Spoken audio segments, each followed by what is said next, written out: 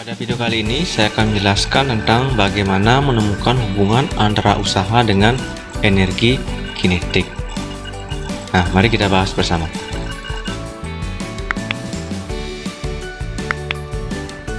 Perhatikan gambar berikut ini. Ada sebuah benda dalam bidang datar yang diberikan gaya F.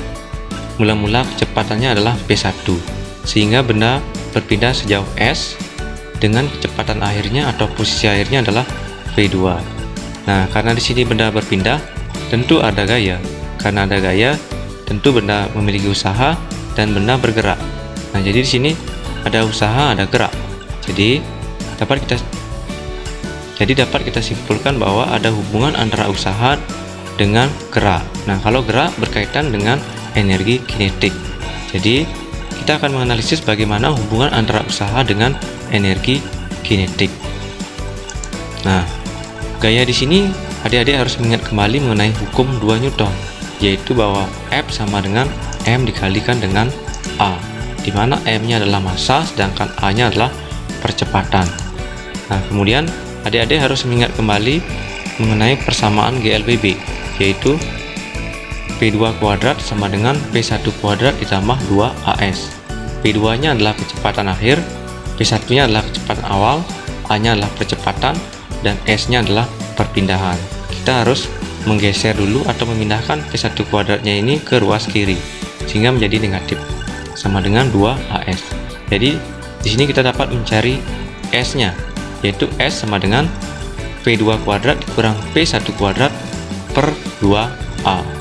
Nah, adik-adik harus mengingat kembali mengenai rumus usaha, yaitu bahwa usaha W sama dengan F dikali S. Nah, F-nya ini kita ganti dengan M kali A, sedangkan S-nya kita ganti dengan P2 kuadrat kurang P1 kuadrat per 2A. Nah, kita substitusi seperti ini jadinya, tinggal A-nya kita coret. Nah, sehingga hasilnya akan seperti ini setelah A-nya dicoret.